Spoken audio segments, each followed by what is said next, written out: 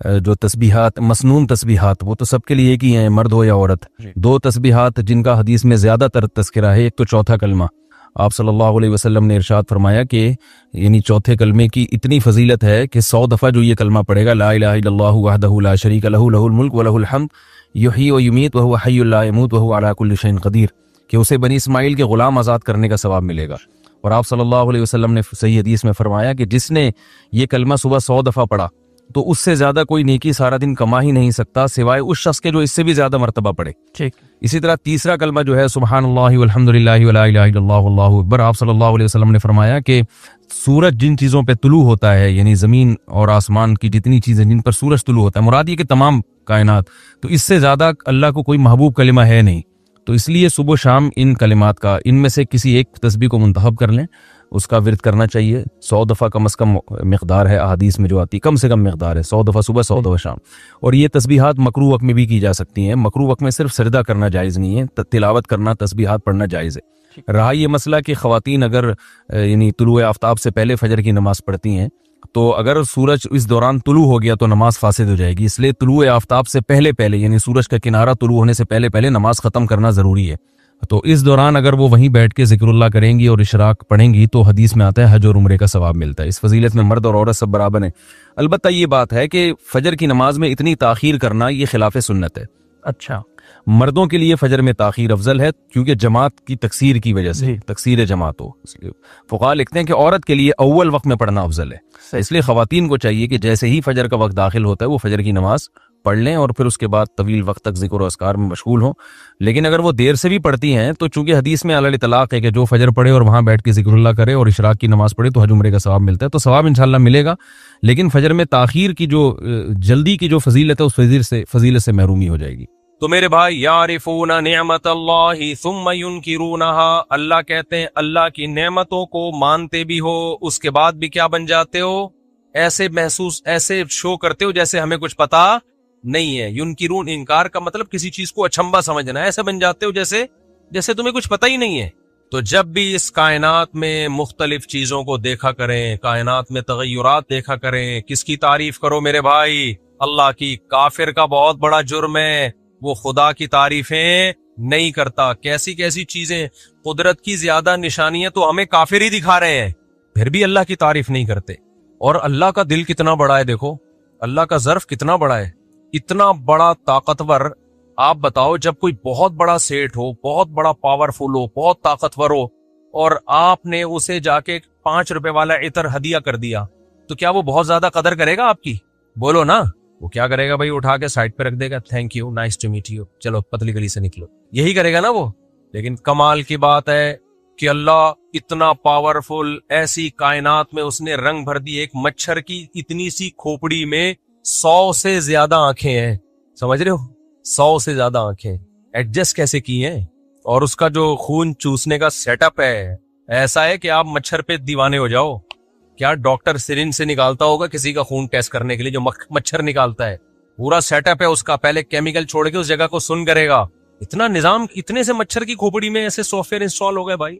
दूध को देख लो, अनार को देख लो, उन्जुरु इला समरिही इदा असमर, अल्लाह कहते हैं जरा देखो तो सही इसके फल को, कैसा खुश जायका। पैदा कहां से हो रहा है? मिट्टी, पानी और गोबर के मिलाप से। काफिर बस आपको रिपोर्टें पेश करता रहेगा, अनार में इतना जिंक है, इतना आयरन है, इतना विटामिन सी है और इतना ये है और इतना वो है। रिपोर्टें पेश करने के अलावा आगे नहीं बढ़ेगा वो, चूंकि ये खुदा को मानते नहीं है, आखिरत का हिसाब नहीं है। तभी रिपोर्टें पेश करने के बाद भी ये इंसानियत के लिए बड़े बेरहम होते हैं। यकीन ना आए तो देख लो ना फिलिस्तीन में क्या हो रहा है। तो मेरे भाई, बात ये चल रही थी कि जो खुदा के मुनकिर है ना, जो आखिरत के मुनकिर है, वो अल्लाह की निशानियां सुबह शाम देखते हैं, मगर अल्लाह से उनका कोई रिलेशन, बोलो, नहीं होता। अल्लाह ये चाहते हैं कि जब मेरी निशानियां देख रहे हो ना तुम सुबह शाम, तो मुझसे क्या करो? मोहब्बत करो। तो 2-3 मिनट में बात को समेट के खत्म करता हूं। मुझसे मोहब्बत करो। आप कहते हैं कैसे करें मोहब्बत, क्या करें, क्या करना पड़ेगा इसके लिए हमें? भाई आपको 2 काम करने पड़ेंगे, बुराइयों को छोड़ना पड़ेगा और अल्लाह का नाम कसरत से जबान से लेना पड़ेगा। मैं बता रहा था अल्लाह का ज़र्फ बहुत बड़ा है। बड़े से बड़े सेठ को छोटी सी गिफ्ट दो तो वो यूं लेके रख लेगा, लेकिन हदीस में आता है जो इतना ताकतवर बादशाह खुदा है, जब कोई बंदा शदीद प्यास में पानी पी के कहता है ना अल्हम्दुलिल्लाह, अल्लाह का शुक्र है, तो अल्लाह उससे खुश हो जाता है। ये कितना छोटा सा गिफ्ट है, बल्कि गिफ्ट ही नहीं है ना, आपने मान लिया कि ये मुझे किसने पिलाया है, मेरे अल्लाह ने। अल्लाह तेरा शुक्र है। काफिर ये काम नहीं करता, हिंदू ये काम, वो पिएगा और सैराब हो जाएगा और एक रिपोर्ट पेश करेगा कि शदीद प्यास में इतने गिलास पानी पीने से प्यास बुझ जाती है, और जब प्यास पानी हमारी बॉडी में जाता है तो ब्लड को ये फायदा होता है और ये चीजें होती हैं। इससे पता चलता है कि वाटर हमारी सेहत के लिए बहुत मुफीद। और मजीद रिपोर्ट पेश करेगा कि इस कंपनी का पानी पिया करें, इस कंपनी का पानी ना पिया। इससे आगे नहीं बढ़ेगा। मुसलमान को जब प्यास लगती है और पानी पीता है तो क्या कहता है, अल्हम्दुलिल्लाहिल्लज़ी अतअमना व सक़ाना, खाना खाता है, पानी पीता है, तमाम तारीफें उस अल्लाह के लिए जिसने हमें खिलाया। शदीद भूख में कैसा मजा आता है। तभी मैं कहता हूँ रोजे रखा करो, इफ्तारी का बड़ा मजा है। जब दस्तरखान पे इंसान बैठता है ना, अल्लाह के लिए भूखा प्यासा होके जब बैठता है, कितना मजा आता है। उस खाने की में अलग ही रूहानियत होती है। हमारे एक दोस्त पेशावर में, बूढ़े आदमी, गपशप हो रही थी उनसे। अब तो लोग ऑटो पे आ गए, मैं कहीं बैठता हूँ तो ऑटोमेटिकली 4 शादियां शुरू कर देते हैं, मैं नहीं भी छेड़ रहा होता शुरू। तो मैं वहां बैठे हुए बुजुर्ग सफेद दाढ़ी वाले, रूस के दौर में अफगानिस्तान में बड़ा जिहाद किया उन्होंने, तो किसी ने बात चला दी कि जी 4 शादियां हो, बाबा जी आप भी 4 शादियां करो। तो उन्होंने कहा मौलवी साहब मजा अल्लाह ने खुदा की कसम सिर्फ 2 चीजों में रखा है। ऐसे जज्बे के साथ कहा ना उन्होंने कि हम अपने आंसू नहीं रोक सके, इतने जज्बे के साथ। उन्होंने कहा एक अल्लाह की राह में लड़ने में, जब खुदा के लिए इंसान लड़ता है ना अल्लाह की राह में, वो मंजर ही अलग होता है। अल्लाह को कैसा प्यार आता है ना, ये बंदा जान हथेली पे रखकर मेरी खातिर लड़ रहा है। और दूसरा कहा जब शदीद भूख और प्यास में इफ्तारी का दस्तरखान लगाओ, उस वक्त जो खाने में मजा आता है वो मजा, और अल्लाह की राह में लड़ने में मजा, इसके अलावा दुनिया की किसी तीसरी चीज में मजा नहीं है। मैंने कहा बिल्कुल सही कहा, बिल्कुल सही। इफ्तारी में बड़ा मजा है, कैसा मजा आता है भूखा प्यासा। वैसे भी आप भूख प्यास में खाओ, वो रूहानियत थोड़ी आती है, उसमें रूहानियत थोड़ी आती है। तो जब खाओ, जब पियो, जब नेमतों से लुत्फानंदोज हो, फौरन किसकी तारीफ करो, अल्लाह की। अल्लाह हम इस काबिल नहीं, हमारे कौन से ऐसे अमाल है जो हमें प्यास में ठंडा पानी मिले मेरे भाई, हमने क्या किया अल्लाह के लिए। अल्लाह तेरा फजल है, तेरा एहसान है, तेरे एहसानात में नेमतों में डूबे हुए है, जो तू हमें भूख में खिलाता भी है और प्यास में पिलाता भी है, और यही नेमत काफी है। इस शुक्र का फायदा ये होगा डिप्रेशन से निकलोगे। मेरे पास बहरिया टाउन में प्लॉट क्यों नहीं है, मेरे पास गाड़ी क्यों नहीं है, मेरे पास ये क्यों नहीं है। ओ भाई शदीद प्यास में तुझे पानी मिल रहा है, जिस दिन ये पानी बंद हुआ ना तो सारे प्लॉटों को तू भूल जाएगा। शुक्र अदा कर, तेरी सेहत है, पानी पी रहा है तू, भूख में तुझे खाना मिल रहा है, इस पे अल्लाह का शुक्र अदा करो। बहुत बड़ी नेमत है, थोड़ी नेमत नहीं है। तो बार बार अल्लाह का जिक्र, नमाज भी अल्लाह के जिक्र को कायम करने के लिए रखी है शरीयत ने। अल्लाह को पता ही है वैसे तो मेरा नाम लेंगे नहीं, कम वक्त हर वक्त दुकान में, पान में, गुटकों में और बातों में लगे रहेंगे कि पीटीआई ने ये कर दिया, इमरान खान जेल में ये कर रहा है, तो नवाज शरीफ दोबारा आ गया तो अब ये होगा, ये हर वक्त इसी में लगे रहेंगे। मुझे नहीं कोई खुशी इमरान खान जेल में, अल्लाह करे निकल जाए भाई। और ये भी है कि अल्लाह करे नवाज शरीफ आगे मैं ब्रेक, हो सकता है इसका मतलब वो दोबारा वजीर आजम बन जाए, मैं ये कहना चाह रहा हूँ। ये भी हो सकता है कि मैं ये चाह रहा हूं कि वापस चला जाए, ये भी हो सकता है, कुछ भी हो सकता है। लेकिन मैं एक बात मानता हूं भाई, नवाज शरीफ आ जाए या इमरान खान आ जाए, जो भी आए आए पावर में, पावरफुल आदमी आए, एक ताकतवर आदमी आए तो, और जो भी आए ना उससे इतनी नफरत ना करो जितनी हम कर रहे हैं। देखो जब तक कोई वजीर आजम नहीं बने ना, वो एक सियासी लीडर है, जो मर्जी करो। जब बन जाए तो मुल्क का फायदा इसी में है कि सब माने उसको, चाहे वो इमरान खान हो, चाहे वो नवाज शरीफ हो, चाहे वो जरदारी हो। जब बन जाए तो फिर इस्लाम के हकाम क्या हो जाते हैं, चेंज हो जाते हैं। क्योंकि अगर मुल्क के हुक्मरान से आपको लगाव नहीं होगा, मैंने अरबों में देखा है जितने मर्जी हो, कोई अपने बादशाह के खिलाफ एक लफ्ज इस्तेमाल नहीं करता। जो गलत पॉलिसियां बादशाह की होती हैं, उलमा बादशाहों से बंद कमरे में मिलते हैं, मोहब्बत से उनको समझाते हैं, इससे खैर पैदा होती है।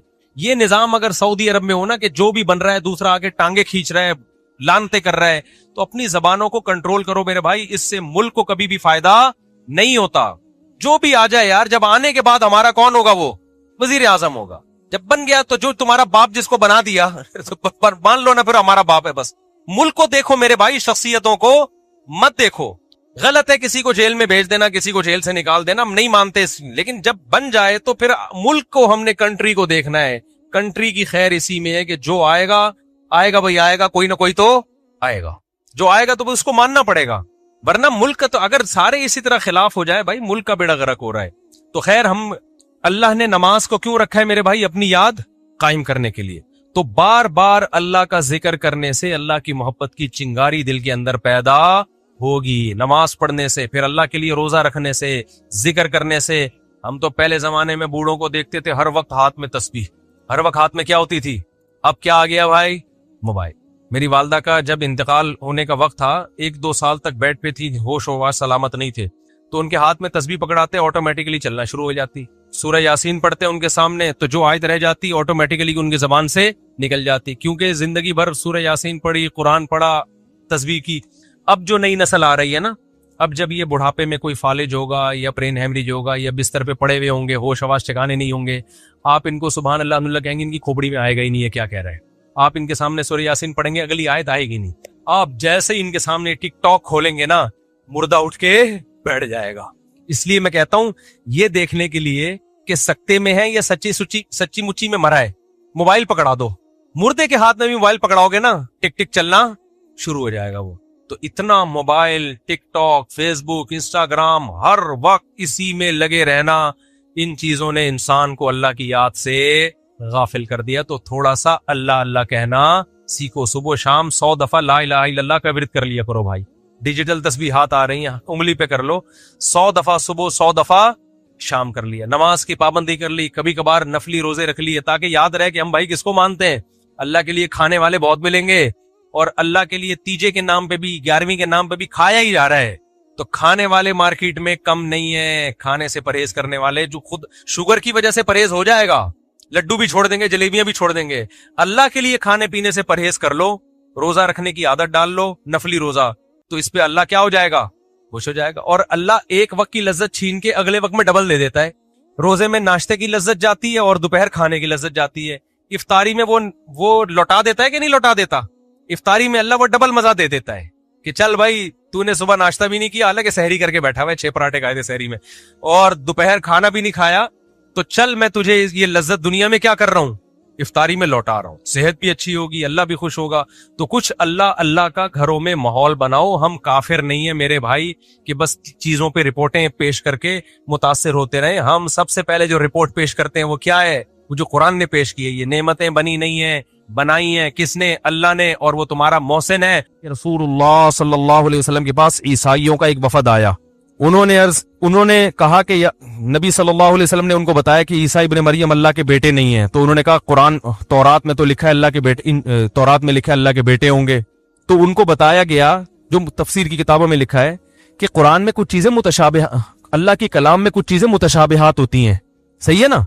तो उनको असल उम्मुल किताब पे पेश किया जाएगा।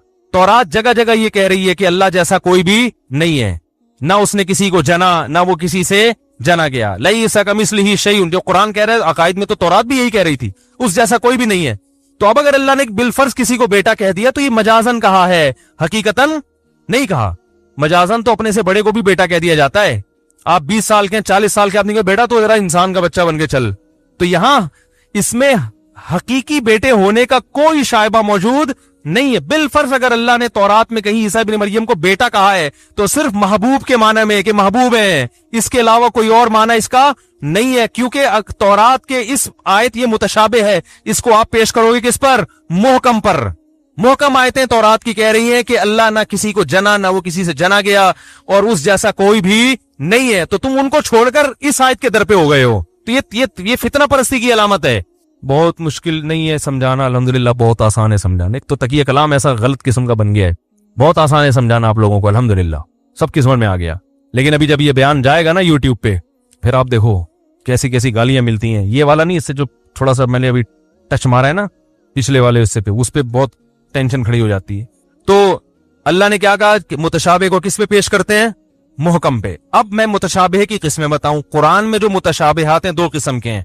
एक मुतशाबिहुल माना, कि जिसका हकीकी माना ही मालूम नहीं है, जैसे अलिफ लाम मीम, नून, काफ हा या आइन सौद, इनका हकीकी माने ही मालूम नहीं है कि क्या। इसमें हम कहते हैं अल्लाहु आलमू बिमुरादी। एक मुतशाबे वो हैं जिनके हकीकी माना तो मालूम है मगर उसकी कैफियत हमें मालूम नहीं है। अर्रहमानु अलल अर्श इस्तवा, रहमान अर्श पर मुस्तवी हो गया। मुस्तवी होना कहते हैं कहीं जगह जाके करार हासिल करना, बैठ जाना। अल्लाह अर्श पर बैठ गया जाके, जाहिरी तर्जमा तो इसका ये होगा। तो हम ये नहीं कह सकते इसका लफ्जी तर्जमा हमें नहीं आता, भाई वो तो आता है। अब इसकी कैफियत क्या है, ये मुतशाबिहात में से, क्योंकि अल्लाह का बैठना हमारे बैठने जैसा नहीं है, अल्लाह का किसी जगह करार हासिल करना हमारी तरह नहीं है। तो जिसकी तबीयत में फितना होगा वो इन आयतों को अवाम में बयान करेगा और इस पे मुनाजरे करेगा, इस पे लड़ेगा। और जो कुरान कह रहा है वर्रासिखून फिल इल्म, जो इल्म में मजबूत लोग हैं, गहरे हैं, वो क्या कहते हैं कुल्लुम मिन इंदी रब्बिना, सब अल्लाह की तरफ से है, हम सब पर ईमान लाए। अल्लाह तू ही जानता है इसकी हकीकत क्या है, तो यानी इसकी कैफियत क्या है। तो इसलिए इसी तरह हदीस में, कुरान में आता है, हदीस में भी ऐसी बहुत सारी आयतें आई हैं। हदीस में आता है रात के आखिरी हिस्से में अल्लाह आसमान दुनिया पे आ जाते हैं और कहते हैं हल में मुस्तगफिरिन अगफिरु लहू, कोई है गुनाहों से माफी मांगने वाला, मैं उसके गुनाहों को माफ करूं। अब जो अक्लमंद है वो कहते हैं भाई अल्लाह आता है जैसे आता है, हमें क्या पता। वो इस मौके से फायदा उठाता है, कहते हैं इसका जो रूह है ना इस हदीस की, वो ये कि रात के आखिरी हिस्से में दुआएं ज्यादा कबूल होती हैं। वो रात के आखिरी हिस्से में उठेगा, गिड़गिड़ाएगा, अल्लाह से कारोबार मांगेगा, रिस्क मांगेगा। और जो फितना परस्त है वो कहेगा अल्लाह जब यहां आता है रात के आखिरी हिस्से में, तो अमरीका में तो दिन हो रहा होता है, तो वहां अल्लाह वहीं ऊपर ही होता है, पाकिस्तान में नीचे आ जाता है। ये तो अजीब सी बात हो गई, तो साड़ी अकलिच नहीं आ रही। फिर वैसे किताबें लिखेगा, इसका ये मतलब है, इसका ये मतलब है, अपनी भी सलाहियतें बर्बाद करेगा, कौम की भी मिल जाएगा आपको यूट्यूब पे, आप देखो इस पे मुनाजरे मिल जाएंगे आपको। भाई अल्लाह ही जाने यार, हमें तो हमें अब अल्लाह हमारी तरह का थोड़ी है कि हम उसको कहें यूं करके आ रहा है तो यूं करके आ रहा है। भाई अल्लाह आता है, बस जो हमें नहीं पता कैसे आता है बस। कुरान हदीस में आता है, कुरान में तो अल्लाह के हाथ का भी तस्करा है कि अल्लाह का हाथ, और हदीस में आता है कि अल्लाह के दोनों हाथ दाने हैं। अब ये और अजीब, पहले तो अल्लाह के हाथ का मतलब कि भाई अल्लाह तो हाथ पांव का मोहताज थोड़ी हो, फिर दोनों दाएं कैसे। राइट और लेफ्ट जो है ना, ये तो एक दूसरे की निस्बत कहा जाता है। ये चीज लेफ्ट है इसकी निस्बत, और ये राइट है इसकी निस्बत। अगर मैं यहां ले आऊं ये, तो ये लेफ्ट बन गई इसकी निस्बत। लेफ्ट राइट बजाते खुद तो कुछ नहीं होता ना, लेफ्ट का मतलब होता है इसकी निस्बत लेफ्ट में है। तो दोनों हाथ राइट अकली तौर पर तो पॉसिबल है ही नहीं। जब एक हाथ है तो उसके मुकाबले में दूसरा यकीनन लेफ्ट ही होगा, लेकिन हदीस में आता दोनों क्या है, राइट। क्योंकि लेफ्ट जो है ना, लेफ्ट का लफ्ज एक नहुसत की अलामत समझा जाता है। तो अल्लाह के हाथ में तो बरकत ही है भाई। तो इसलिए हम कहेंगे भाई जैसे है, एक रिवायत में यह भी आता है कि अल्लाह रोटी पकाएंगे अपने बंदों के लिए क़यामत के दिन, ठीक है ना। अब जो सेंसलेस लोग हैं वो तो पागलों की तरह पागल होते रहेंगे। जिनको अल्लाह ने शऊर दिया वो कहेंगे भाई नबी बयान कर रहे हैं, हम सुन रहे हैं, बस अल्लाह मोहब्बत का इजहार करेंगे जिस तरह से करेंगे, अल्लाह की मर्जी। अल्लाह ने कुरान में कहा कि ए शैतान, तूने उस आदम को फरिश्ता नहीं, उस आदम को सरदा क्यों नहीं किया, लिमा खलक़तु बियदैया, जिसको मैंने अपने दोनों हाथों से बनाया है। अब अल्लाह जानता है भाई ये दोनों हाथ से बनाना मोहब्बत से भी किनाया होता है ना, कि मोहब्बत से, तो बस अल्लाह ने दोनों हाथ से बनाया, पता नहीं कैसे बनाया भाई, हाथ ही समझ में नहीं आ रहे हमें तो दोनों कहां से, और फिर दोनों से बनाना कहां से आएगा। बस हम समझ गए कि कहना क्या चाह रहे हैं, अल्लाह ताला बताना क्या चाह रहे हैं। भाई बड़े प्रोटोकॉल से बनाया हम, और तू इसको सजदा नहीं कर रहा। मैं तुझे कहता गधे को सजदा कर, शेर को सजदा कर, उल्लू को सजदा कर, तू नहीं करता, समझ में आता है। ये तो बड़ी तुझे पता है, बड़ा एहतमाम किया, इसके बनाने से पहले मैंने फरिश्तों को इत्तला दी है कि एक मखलूक ला रहा हूं दुनिया में। तो अकलमंद लोग इन चीजों में नहीं पढ़ते। अल्लाह अर्श पर है जैसे कि उसकी शान है, हमें नहीं पता। और इलैहि यसअदुल कलिमुत तय्यब, पाकीज़ा कलिमात अल्लाह की तरफ आसमान पे जाते हैं। कैसे जाते हैं? अब लोग कहते हैं इस पे जिहत लाजिम आ रही, भाई तुम्हारे लिए लाजिम आ रही है, हमारे मुझे लोग, मैं जिसका बयान देता हूँ बहुत नेगेटिव कमेंट्स आते हैं। एक साहब ने मुझे बहुत कहा कि आपने कहा अल्लाह अर्श पर, इसका मतलब अल्लाह का मकान लाजिम आ रहा है, जब मकान लाजिम आ रहा है तो जिहत लाजिम आ रही है, इसकी सिमत में तो अल्लाह का कोई जिस्म है, इसका मतलब वो सिमत में तो जिस्म ही होता है। और मैंने कहा भाई बावला हो जाएगा, थोड़े दिनों में बावला हो जाएगा और मुझे भी बावला कर देगा। मैंने कहा हदीस में आता है एक बांदी रसूलुल्लाह सल्लल्लाहु अलैहि वसल्लम के पास आई, आप सल्लल्लाहु अलैहि वसल्लम ने उससे पूछा अय्न अल्लाह, अल्लाह कहाँ है? उसने उंगली उठा के आसमान की तरफ इशारा किया, फिस समा, आसमान में। आपने फरमाया आतिकहा फइन्नहा मोमिना, इसको आजाद कर दो, ये मोमिन है। तो मैंने कहा जो इस हदीस का मतलब था मेरा मतलब भी वही है। अब जा बैठ के आप किताबें लिखो, इस पे कुछ भी लिखो। नबी ने उस औरत को नहीं फरमाया कि तुम्हारा ये तो जिहत लाजिम आ रही, तो मकान लाजिम आ रहा है, तो फलाना लाजिम आ रहा है, टिमकाना लाजिम आ रहा है। आप बैठ के उसकी तावीलें करते रहो, मुझे कोई एतराज नहीं है। मैंने कहा मैं इसी को ले रहा हूं भाई, जाहिरी अल्फाज तो यही है। ऊपर कहने में जैसे उन बांदी ने कह दिया कि अल्लाह ऊपर है, तो हम भी क्या कहेंगे भाई, अल्लाह आसमान पे। अब कोई हमसे पूछे ये तो जिहत लाजिम आ रही है, भाई तुम हमें नहीं पता क्या लाजिम आ रहा है, मुतशाबिहात में से, ठीक है ना। हमें जिस तरह अल्लाह ने बता दिया हम उस पर ईमान लाएंगे। कोई एतराज करेगा हम बोलेंगे भाई ये एतराज जब होता कि जब अल्लाह को हम अपने ऊपर कयास करें। वो सत्तार भाई ऊपर है, फिर आपको वो तो ये बैठे हुए हैं, ऊपर कहां से हो गए? मैं कहूं भाई बाकी सत्तार भाई तो दो जगह तो एक टाइम पे हो नहीं सकते, क्या ख्याल है? तो अल्लाह अल्लाह है भाई, लैसा कमिस्लिही शैउन, उसकी हकीकत हमारी अकल से बालातर है। तो वो आसमान दुनिया पर भी आता है, वो अर्श पे भी होता है उसी वक्त पे, हमें नहीं पता कैसे होता है। और बाज उलमा ने कह दिया अल्लाह की रहमत आती है आसमानों पे, तो उसको अल्लाह ने आने से ताबीर किया। वो भी बहुत से उलमा का मजहब है कि उसमें तावील की जाएगी, लेकिन ऐसी तावील जो कुरान और हदीस से मैच कर रही हो। हम उस मजहब को भी दुरुस्त मानते हैं, लेकिन हम कहते हैं कि तावील की जरूरत नहीं है, कि जब एक लफ्ज जाहिर है तो उसको जाहिर पर ही छोड़ दिया जाए, ठीक है ना। तो मुतशाबे के दो हो गए, एक मुतशाबिहुल माना कि जिसके मतलब ही मालूम नहीं है, और एक मुतशाबिहुल कैफ, हकीकी मतलब तो मालूम है, कैफियत मालूम नहीं है। हाथ है, हदीस में आता है अल्लाह अपनी पिंडली को जाहिर करेंगे, लोग सर्दे में गिर जाएंगे।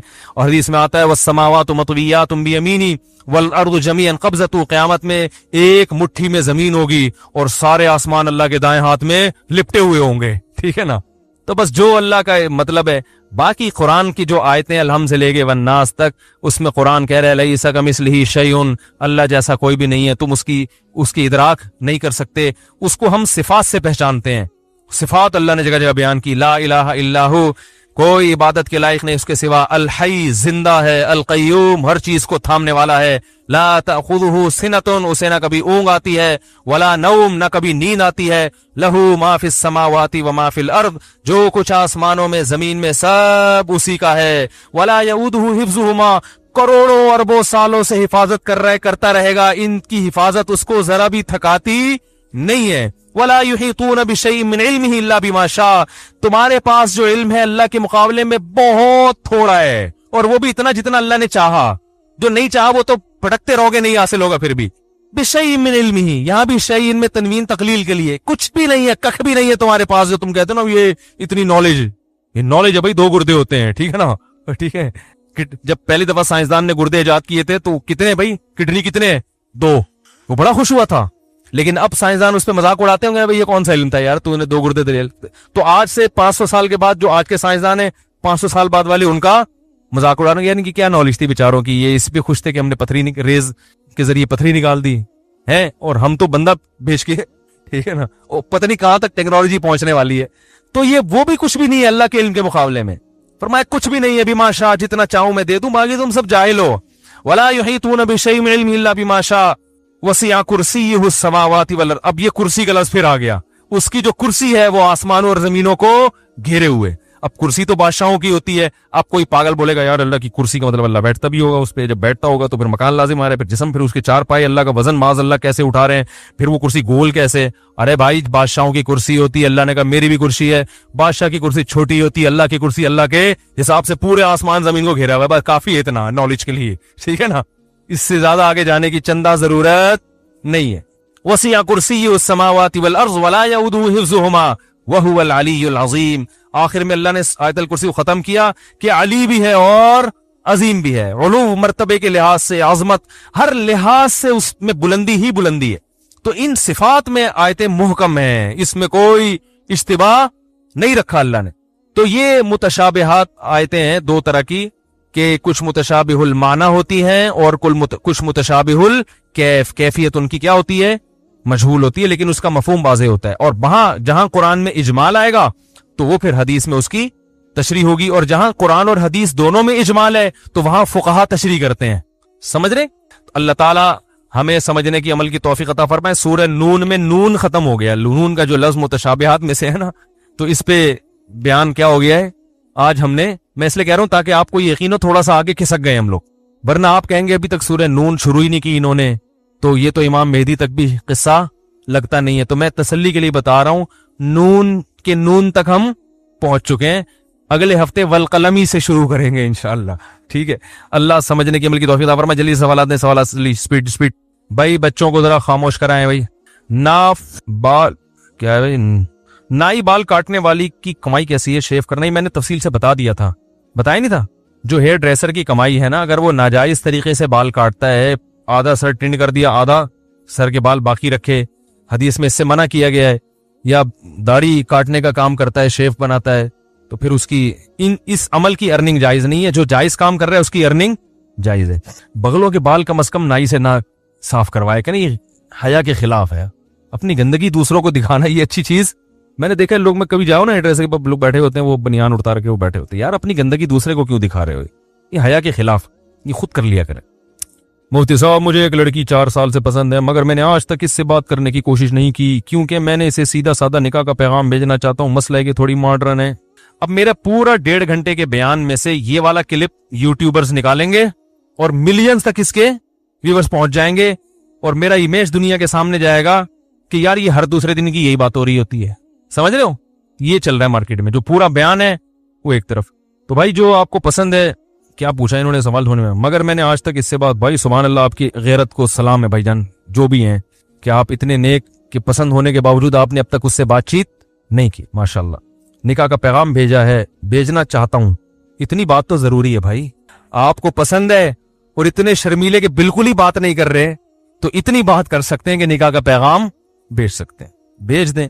थोड़ी मॉडर्न है तो मॉडर्न का मसला बड़ा, मॉडर्न होना तो बुरी चीज नहीं है, वो तो जमाने के हिसाब से हर आदमी मॉडर्न होता जा रहा है।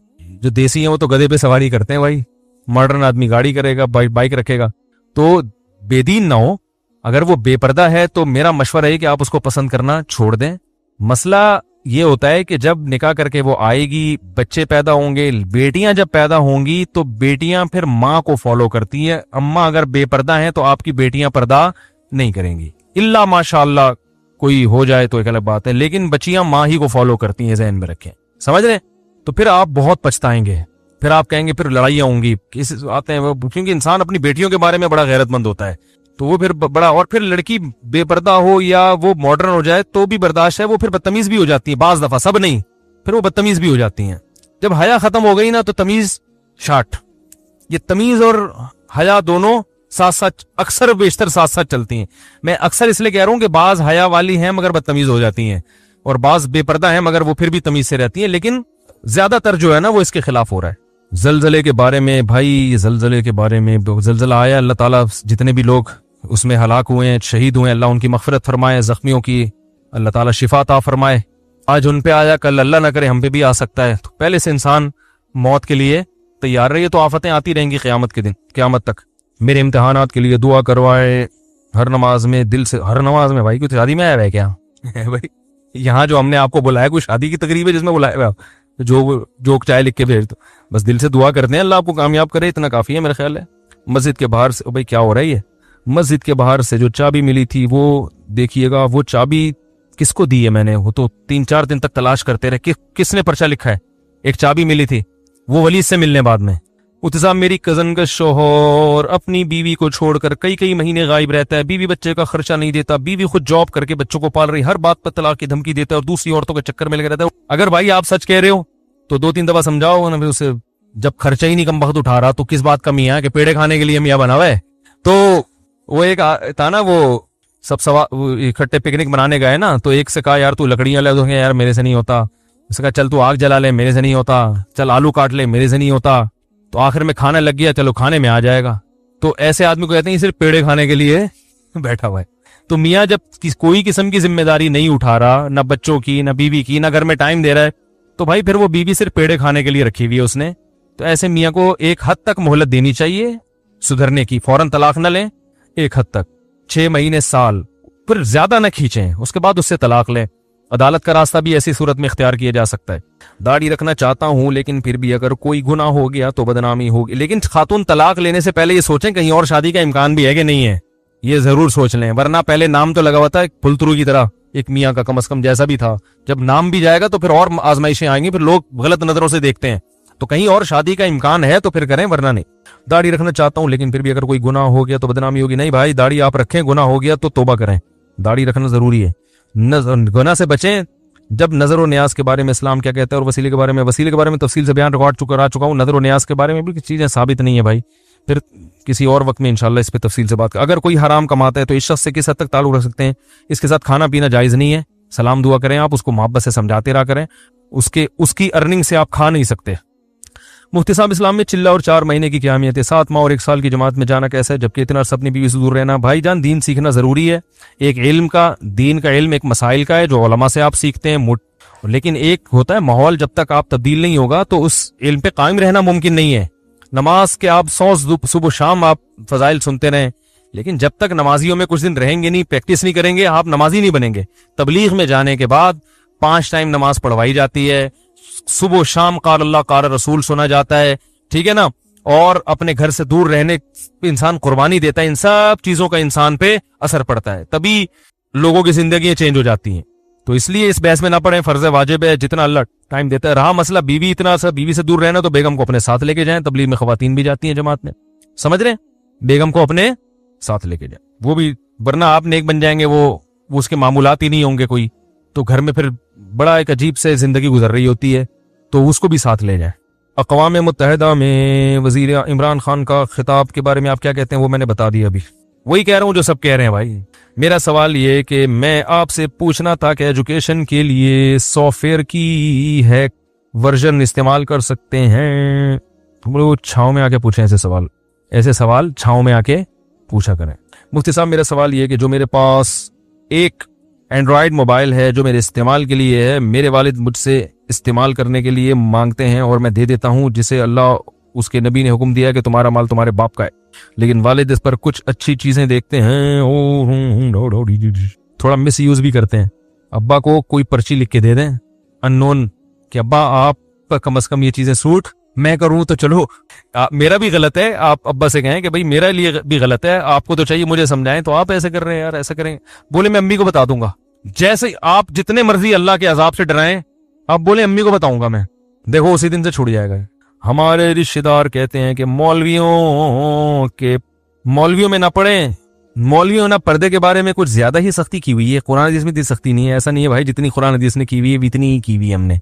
मेरी उम्र 50 साल है और मैंने अपने शोहर के जुल्म और सितम की वजह से खुला ले ली है, तो बताइए कि खुला की मुद्दत कितने दिनों पर मुश्तमिल है? देखें, अदालत से जब भी खुला लें उसकी पूरी कार्रवाई किसी मदरसे में भेज के बाकायदा वहां से फतवा लें कि ये खुला सही भी हुआ है कि नहीं हुआ, प्रॉपर तरीके से वो फतवा लें। वो फिर उलमा देखते हैं कि ये अदालत ने उन चीजों का ख्याल किया भी है कि नहीं किया, क्योंकि शरीयत में निकाह बहरहाल खत्म करने का एक तरीका है, एक प्रोसेस है।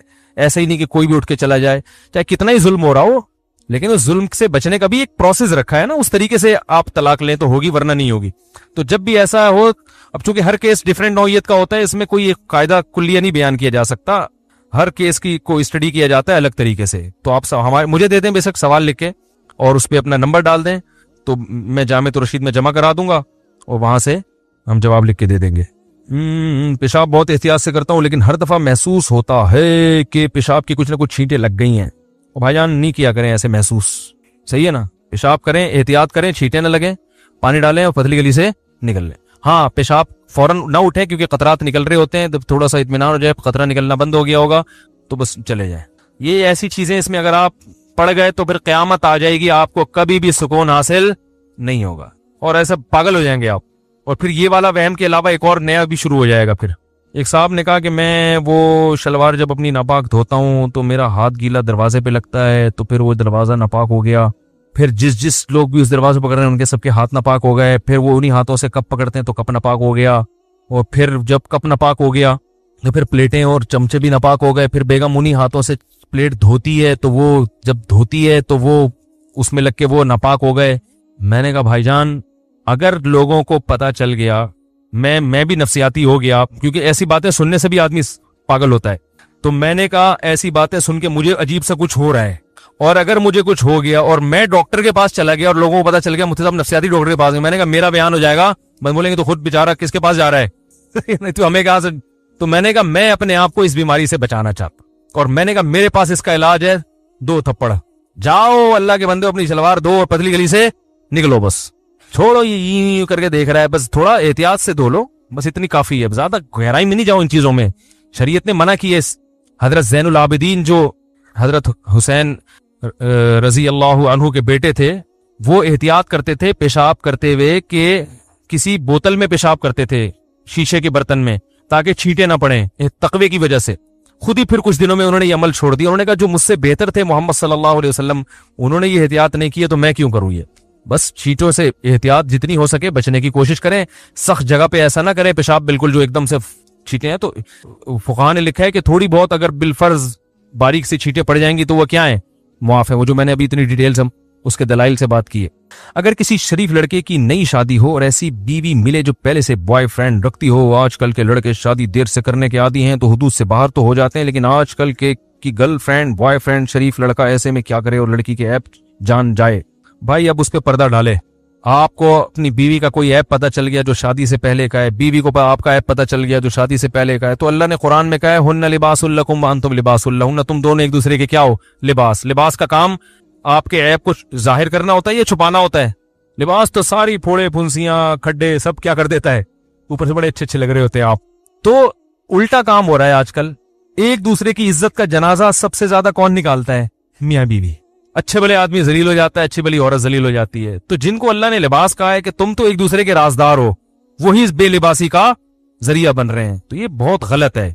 बास खवातीन ये करती है, अल्लाह माफ फरमाए तो कहते हुए भी डर लगता है। आजकल ये नौजवानों में फोश फिल्में देखने का बहुत रिवाज हो गया है, तो वो बीवियां पकड़ लेती हैं ये हरकतें, उनको पता चल जाता है, तो फिर वो सबको बता रही होती है खानदान में, मेरा मियां ये करता है, मेरा मियां ये करता है। मुझे भी फोन करके बाज औरतें बताती हैं, क्या करूं मैं तो परेशान हो गई, मेरा मियां ऐसा गंदा।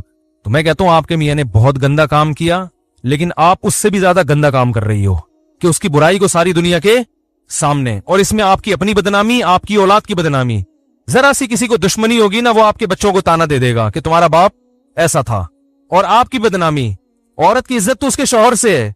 तो मैं साफ, कभी ऐसी कोई फोन आए ना, मैं साफ मना कर देता हूं, मुझे नाम नहीं बताना, नाम नहीं बताना, बस अपना भी नाम ना बताओ, उसका भी। मैं नहीं चाहता भाई मैं पहुंचूं, हम क्यों किसी के राज पर मुत्तले हों। तो ऐसी खवातीन को चाहिए कि जब मसला पूछें यूं पूछें, किसी खातून ने हमसे ये कहा है कि उनके शौहर ऐसा कर रहे हैं, तो उन खातून को आपका क्या मशवरा है, इस तरह से पूछा करें। समझ रहे हैं ना? ये झूठ भी नहीं है कि आप भी तो किसी खातून ही है ना जिन्होंने आप ही को बता दिया। तो ऐसे में गोलमोल करना जायज है? क्यों राज फाश कर रही हो भाई अपना और अपने शौहर का? तो उसमें सबसे पहला हुक्म यह है कि भाई उसके राज को किसी को ना बताएं। खवातीन क्या करती हैं, एक को बताए किसी को बताना नहीं, मैं तुम्हें बता रही हूँ किसी को बताना। वो 6 को बताएगी, देखो सिर्फ तुम्हें बता रही हो, किसी को बताना नहीं। और जब वो 18,000 लोगों तक बात पहुंचती है तो वो फुहश फिल्मों में मजीद इजाफा कर करके लगाई बुझाई के फिर नाजायज ताल्लुकात, और वो जो नहीं भी गई होती है ना, वो 20 इल्जामात और लग के आगे जरब होती चली जाती है। वो बेचारा कमबख्त बाद में तौबा भी कर लेता है बाज दफा रो रो के और छोड़ देता है, लेकिन वो अपनी बीवी की निगाहों में भी गिर गया, मुआशरे की निगाहों में भी, औलाद की निगाहों में भी गिर गया, क्योंकि ये बातें फिर औलाद तक भी किसी न किसी जरिए से पहुंच जाती हैं। तो इसलिए बहुत, मैं ये नहीं कह रहा, उसका दिफा नहीं कर रहा, आपके मियाओं का काम गंदा किया बहुत ही, लेकिन उस गंदे काम का हल ये है कि आप उसको मोहब्बत से अलग ले जाके समझाएं। समझ में आ रही है बात? को बोलेंगे ये आप पे सूट नहीं करता, आप शादीशुदा हो, आपको एक हलाल अल्लाह ने नेमत दी है, तो आप क्यों इस गंदगी की तरफ जा रहे हो? उसका साथ दें, उससे वो बुराई छुड़वाने की कोशिश करें। फिर भी अगर वो नहीं छोड़ता, वो तो सब्र करें। फिर हर बुराई हमारे इख्तियार में नहीं है कि हम क्या करें, खत्म कर दें। तलाक लेके जाएंगी, पता नहीं कोई पाकदामन मिलेगा ना मिले। मार्केट में बंदे शार्ट है, पाकदामन होना तो फिर अलग से। बंदे शार्ट चल रहे हैं आजकल मार्केट में, सही है ना? ऐसा ना हो अगले के पास जाए, वो देखने में बड़ा अच्छा लग रहा हो, पता चला कि ये तो वो कम से कम फिल्मों पर गुजारा कर रहा था, तो कम बहुत स्काइप पे लड़कियों से बातें कर रहा है। वो एक गुलाम था, गुलाम, वो अपने मौला से परेशान था, ये जुल्म करता है तो मुझे बेच दे। उसने कहा देख आजकल जमाना बड़ा खराब है, अगला मिलेगा मुझसे भी बड़ा जालिम। उसने कहा नहीं तेरे से बड़ा जालिम नहीं हो सकता। ये हमने नफतुल अरब में वाकया पढ़ा था। तो उसने बेच दिया उसको, अगले के पास गया, वो और चित्रौल लगाया करता था उसके उसने कहा यार पहले वाला तो फिर भी अच्छा था। तो फिर मजबूरन वो उसने कहा देख जमाना बड़ा खराब है, मुझसे बुरा ही मिलेगा, मुझसे अच्छा नहीं मिलेगा। मजबूरन कहेंगे नहीं इतना बुरा कौन। तो बिल आखिर वो लंबा किस्सा है, ऐसा आदमी मिला, वो मुताले का शौकीन था। मौला जो था ना, मालिक, वो क्या करता था, इसका सर मुड़ा के इस स्टैंड के तौर पर ना इसको बिठाता था और इसके सर पे चिराग रख देता था और कहता हिलना नहीं। चिराग तो ऐसी चीज है ना, गर्म तेल होता है, जरा सा हिले वो तो। अब ये पूरी रात ऐसे, और वो मोहतरम इसमें क्या कर रहे हैं, मुताला कर, सही है ना? उस पे ये सब्र करके बैठ गया कि भाई ऐसा ना हो कि अब कोई गर्दन काटने वाला ही आएगा। तो पूरी इस कोशिश करें शौहर की ये गंदगियां छूट जाएं। नहीं छूट रही तो अल्लाह ताला उसको सजा देना चाहेगा, सजा देगा, जो अल्लाह का उसके साथ मामला है। लेकिन अपना घर को खराब ना करें, इसके बड़े नुकसानात होते हैं, इससे बड़ा फितना और फितना हो जाता है। और उस कमबख्त को भी चाहिए कि अल्लाह के बंदे कुछ अल्लाह का खौफ करो, तुम्हारी बीवी पे क्या असर पड़ रहा है, इसका असर तो बुरा पड़ता है। बहरहाल उसके दिल से इज्जत निकल जाती है, वकार निकल जाता है, और अल्लाह ना करे बच्चों को पता चल गया, वो फिर बाप का वकार हमेशा के लिए निकल जाता है। तो बच्चे फिर आजकल इतने समझदार थोड़ी हैं कि बाप के एहसानात को देखें, वो एक बुराई को देख रहे होते हैं। तो इन चीजों को छोड़ देना ही आफियत है। आखिरत भी खराब, दुनिया भी खराब हो रही है इसमें।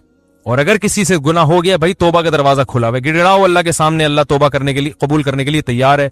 आदत पड़ गई है तो अहलुल्लाह से इस्लाही ताल्लुक कायम करो कि भाई मुझे इसकी लत पड़ गई है, कैसे ये लत छूटे, कैसे आदत छूटे। और नफ्सियाती डॉक्टर भी इसका अच्छा इलाज करते हैं।